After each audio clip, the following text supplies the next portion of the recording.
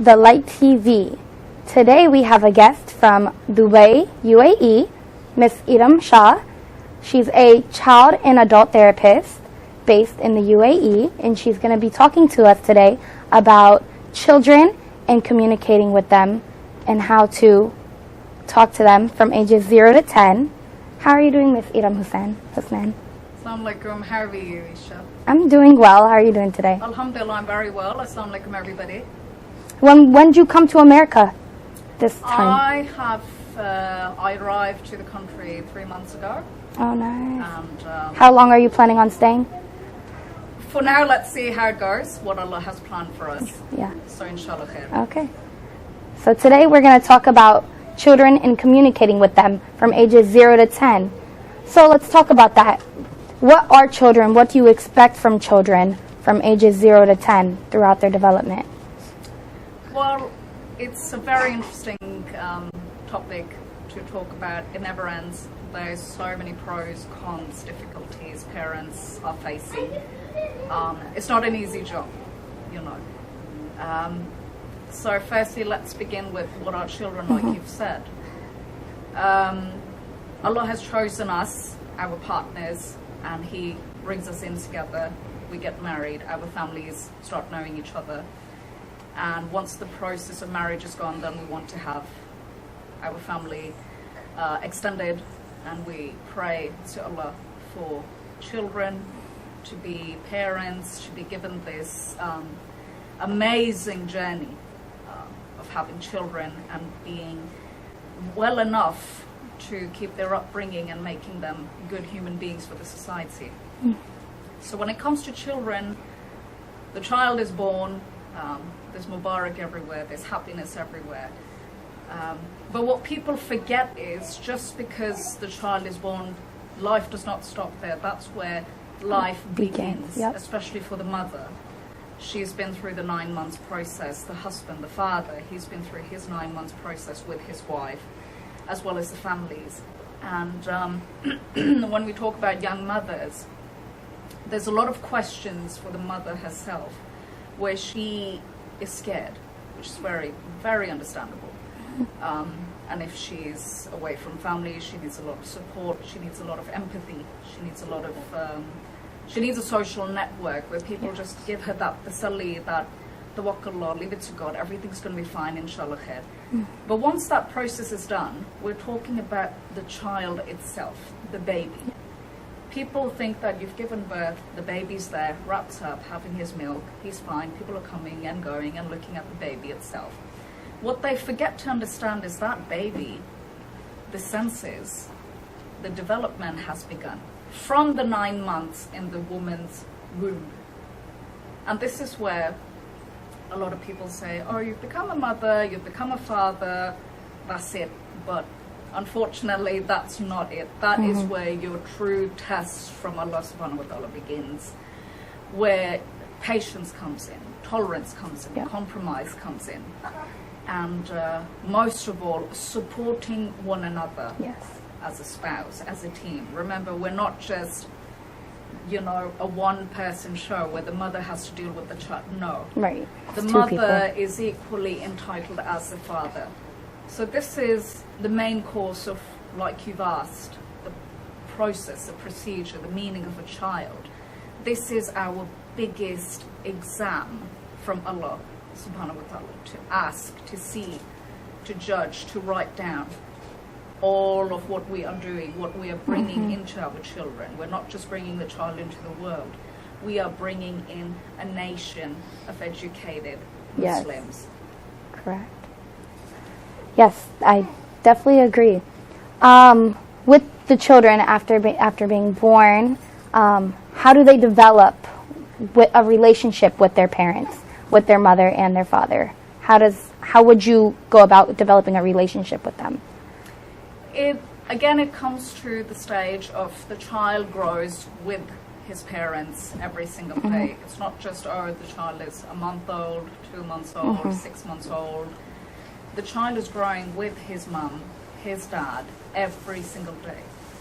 And when we're talking about mum and dad, we still have a lot of joint families living together. The concept still goes on, which in a way is a blessing, living in a joint family as well. It's got its pros and cons, Right. but let's not get into that. Right. But the child, the main focus for the child to see the expression, to hear the sound of joy, of anger, of pain, it all comes from what that child is picking from the mother. Yep, what they see. From the father, yes. So whenever we have our own me time at home, I would always suggest to people that even if you've got 10 minutes away from your phone, away from television, please use those 10 minutes with your child. Sit with your child, Right. communicate with your child. Just because a baby is 1 or 2 months old, it doesn't mean that they do not understand what you're trying to say. Right. That baby has a sensory which is as fast and developed as a human. But because we do not go through that process, because for us we think that a child is just, a small baby in diapers, unfortunately, their intellect is absolutely amazing. And again, Yes. this is what Allah subhanahu wa ta'ala has done. He has created man in such a beautiful and amazingly strong way that we tend to forget what that child is going to seek, what that child is going to learn, and what that child is picking, the energies, the sounds, Yes. the visions, while looking at the mother and the father. Again, it's not just a mother's job. This child needs the father as much as the mother. Right. Yeah. So let's get into that a little more about after they start communicating with the child, with the baby, what type of attachments they create with the mother and the father, and what type of attachments are also created when you are not communicating with your child, when you're not creating the relationship, and how does that affect the baby growing up as they're developing? For babies, the number one philosophy we have in science, which is backed by science again, as well as the Quran Sharif, that sound plays a very, very important role in babies who still have not developed the skills to talk, which is why they start blabbering by the age of 5 months or 6 months. But what we forget to understand is that noise, that sound that they are developing with the sound from their ears, the decibels, the levels, the movements, it has already begun from the process of the child being conceived in the mother's womb. So whenever we talk about sound, there's lots of people who tend to come and make some noise in the house, which is okay for adults, but it is not okay for the baby. The baby will pick those levels, those airwaves of sound, and it can affect that child in different levels and means and manners. For example, if you compare a baby who's been brought up in a joint family, that baby's going to be used to a lot of noise in the house. A lot of noise. In terms of an alone couple, a husband and a wife, if you compare that baby with the joint family, that baby cannot stand the sound of pin dropping while having a nap. So you see how important all that atmosphere, the sound that is being created, the baby is developing it in its ears. So we've got to pay a lot of attention to that. And as the baby grows, when we speak about a child who reaches his toddlers, when they start walking, when they start being expressive, when they start using their hands, a lot of times I have seen parents being so overworked and tired, they tend to just, get their me time by providing that child a phone, an iPad, or Push them off to the side. anything to just get that, okay, I'm not going to deal with you right now, I'm very tired, you can have this gadget, off you go. What they don't understand is the amount of frequency that child is getting, the vibes, the noise, the sound, the waves that are affecting that child's ears, mind, eyes, and soul. It's very dangerous. It can lead to addiction, it can lead to a child being unable to classify what is the real world, what is the artificial world. And again, the child is so young, from the age of 0 to 5. This is the main age for you to develop and mold your child's mental health.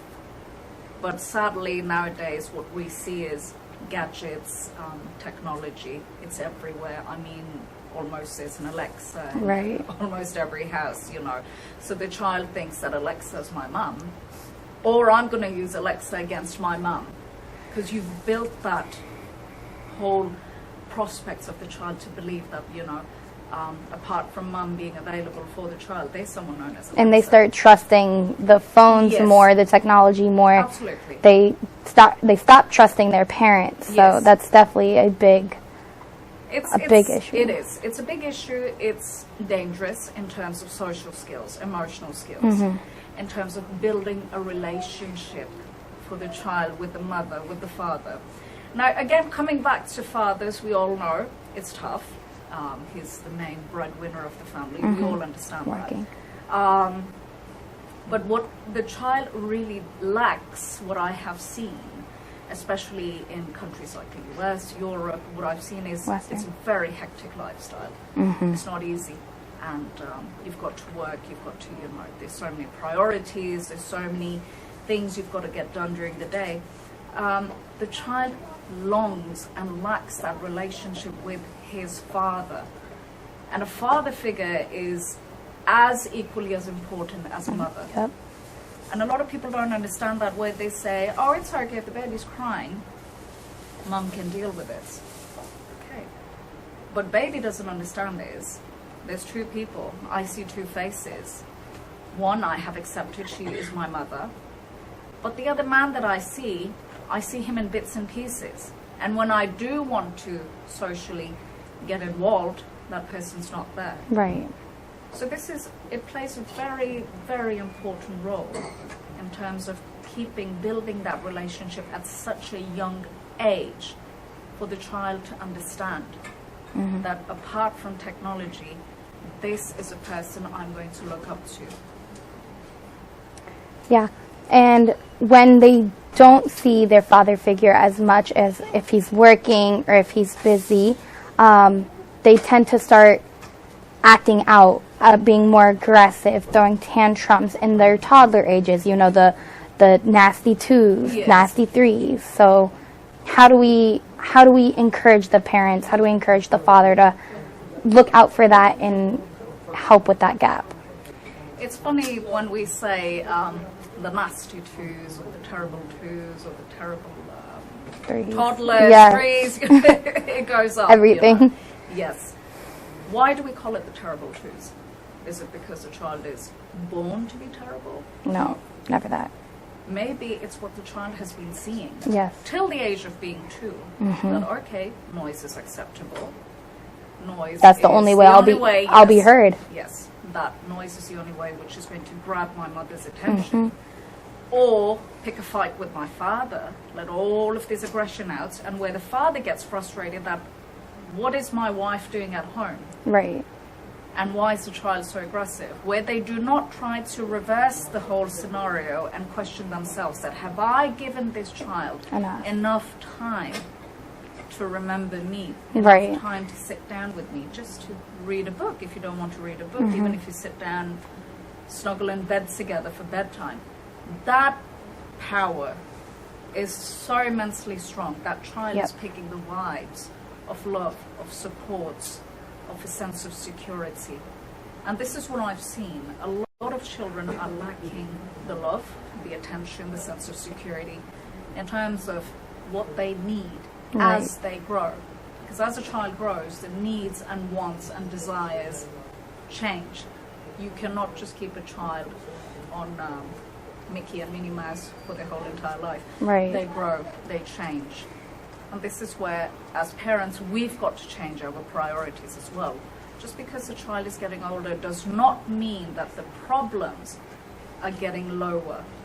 With each age as it comes, the problems arise. Right. And that's only if they had one child. So let's see if they have more, if they were blessed with more children, 2, 3, 4. How would we give time to each child from each parent? Because that would definitely take more time and is harder. It's very hard. But again, like I always say, it's not impossible. Everything is possible. We just need to have the stamina, the sabr, and our faith in Allah, that alhamdulillah, if we are blessed with children and we are encouraged to have bigger families, Allah will help us find a way. But as a woman, especially in the relationship, who's being the mother, who's looking after the children for 9 months in her womb, she's got to have a strong willpower. Yes, at times it is hard to say no. Yes, at times we tend to raise our hands at our children. It is difficult. I'm not saying it's all hearts and flowers. It is very difficult. But you, as parents, as a mother and a father, you've got to work as a team.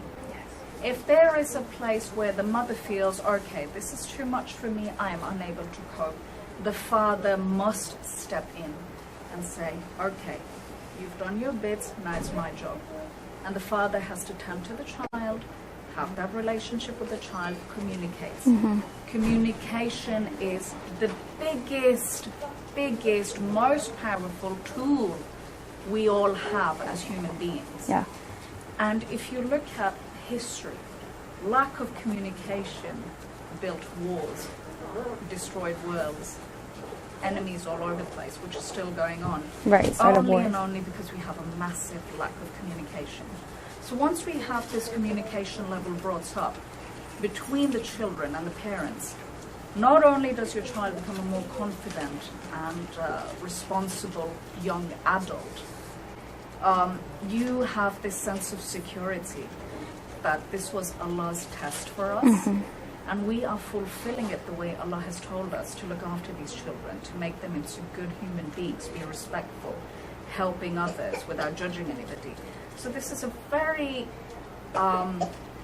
important phase for husbands and wives to understand that if they have these children, they still deal with the children. It's a partnership. It's not just a one man or a one woman show.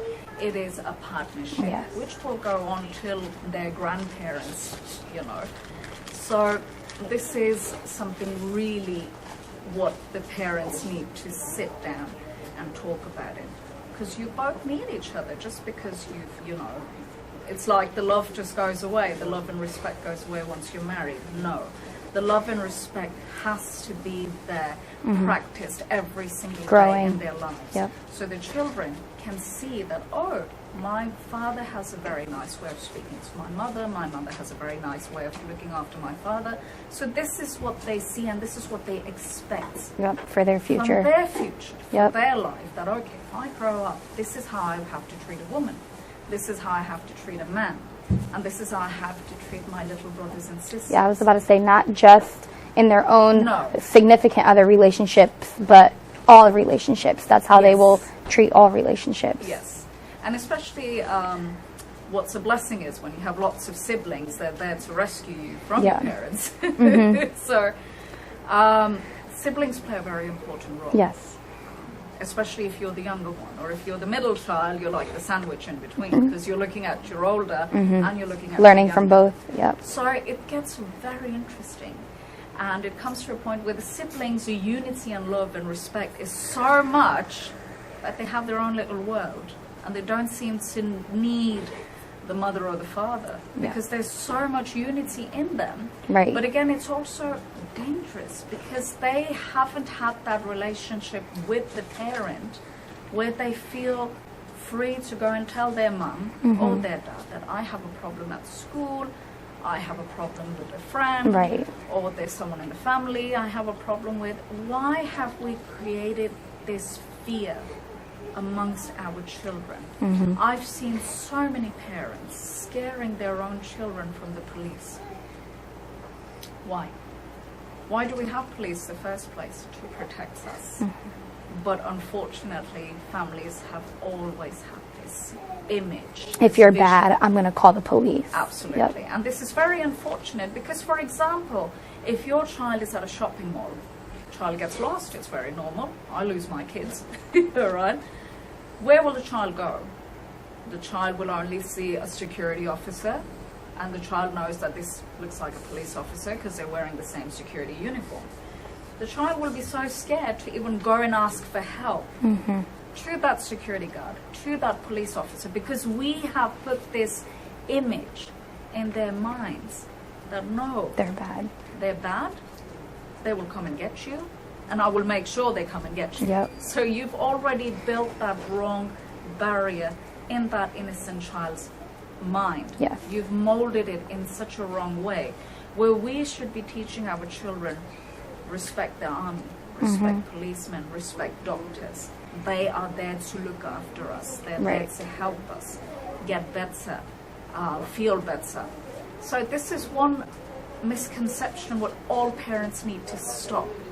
There's just so many small little reasons, like examples, where if parents just try to tweak that, life will be so much simpler. Yeah. So now, once they're older and they're in the school age, anywhere from in the primary school, elementary in America, from grade 1 to 5, 1 to 6, and they start trying to do competitions with their siblings, with other students.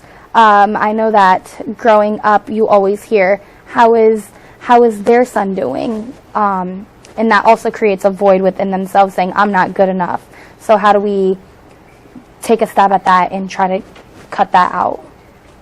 I'm glad you asked, because this is one thing which I say to every parent I've met in my life. Please stop comparing your child. Yep. Do not compare your child with his or her own sibling. You are creating a competition and a very toxic relationship amongst those siblings. Please don't do that. All children are different. All children have different hidden talents. All children are either extroverts or introverts. But please do not bring in this competitive role where we're always saying, my pupil's child scored 100, why did you score 60? Right. No. Instead, you would say, even if you scored 60, I am very proud of you. And I know in the next term you can score even higher. Yep. We need to change the use of our words when it comes to treating a child. Because again, the child is not going to think that he's a 30 or a 40-year-old. The child is a 5 or a 6-year-old. You have to bow down. Bring your IQ level to a 5 or a 6-year-old. Right. And you've got to break that barrier. You've got to compliment the child for what he is good at. Please do not compare. Again, I'm going to say this, because the more you do that, you are damaging your child's emotional intelligence, mental health, and most of all, confidence. And in this world, in this generation, confidence is the key for any career, for any relationship, for any social place where the children need to be themselves. There's so many children, I'm sure you've seen yourself, Esha, where they sit huddled and quiet. They do not feel like opening up. Yes. Or they look at their Reserved to younger, themselves. younger Yes. or older brother and sister for that comfort, and they avoid the eye contact. Why? Because you've already dug that hole in their head. Competition. Yes. All children are special, and Allah subhanahu wa ta'ala has given you that child, Yes. each and every child with a special talents. Please avoid doing that. Other than that, how do you think, what are some goals that we should let the parents that are watching now, grandparents, anybody watching now, what are some goals that they should try and implement in their houses now, and what are some challenges that they might face with some of these simple goals? Just 2 or 3 simple goals that they can try to achieve within the next month or 2 in their houses. Again, it's a very interesting topic, and since this is just episode 1, this topic is never ending. Yeah. Because you've got the terrible twos, like we said, we've got the toddlers, then we've got the elementary, then Right. we've got high school, we've got pre-teens, we've got... Don't even start on The teenagers. list goes on. The Yes. list goes on. So again, inshallah, we will see how this show goes on, then Yes. we can incorporate and discuss about this never-ending topic, Yeah. which we would love to do, inshallah. But for now, what I would like to say is the main problem our families are lacking is the term communication, is the term attention, is the term empathy. When you yes. do not provide that for your child, and if you keep giving those children gadgets for comfort, please remember the amount of toxic energy that child is picking, even if it's a random cartoon, if it's anything to do with children. No. Take that time out. If your child is crying, stop whatever you are doing. Listen. Ask them. And when I say listen, it's not just looking down at the child and saying you've got a problem. No. I am saying bend, bow down to their level. To make their that same eye eye level, contact, yes. and listen. Because this is what a child is longing for. And this is what a child will continue doing till that child gets its internal satisfaction that my mother or my father sat down and listen to me. Even if the child has nothing to say to you, majority of times children just make up stories, or Yeah. they just want to giggle, or they just want to hug. How difficult is that for us? Right. Takes 5 seconds out of your It's day. 5 beautiful seconds. Beautiful seconds. And if you look at it, the Prophet ﷺ, how was his relationship with children? And he lost his Very good, mother yeah. himself at such a young age. But did that stop him from loving children? No. No, love children very His much. empathy, his love, his generosity, and most of all, his patience, Yes. his Sabr. tolerance. This is something what we are lacking. And because of this, we tend to take our problem and just put it on the other person. Which is why, again, when you said, how should we help grandmas, grandpas, join families again, the whole system of relationships and building up that child, how he or she is doing. Be there for your child. Yes, dadi hai, nani hai, you've got those beautiful relationships. All of these relationships mean a lot to children. Yeah. But end of the day, is it really the dadi or the nani or nana or dada whose problem to look after that child? I don't think so. Because that child will come back to you. That child will say, Mom, I've got a problem, or Dad, I've got a problem. Right. And if they want to come and say to you that, Daddy, I have a problem, please don't brush it off. You don't know, maybe there is a problem which you are ignoring, which that child is trying to get your attention, or the mother's attention, which is why then the child tends to throw tantrums, Yep. starts lying, starts bullying or Hiding. being bullied, Yep. starts losing confidence and self-esteem, and starts being very agitated and irritated and frustrated and refuses to mix with other children of his or her age. Please listen to your child. Do not believe in the terms of gadgets. Let them go to school. They will get the screen time they need at school from their teachers, but at home, there shouldn't be a screen time more than 30 minutes. That's what I would suggest for all of you, because again, that screen is not that child's security or comfort level. That screen is just you getting that time off from your child. Right. Yes, it's difficult, but it's not impossible. Thank you for having us. Thank you for coming today and talking to us about communication with children from ages 0 to 10. And I definitely hope we can talk about more and as children grow. So thank you so much, Ms. Inshallah. Iram Thank Shah. you so much for having me. Thank you. Thank you.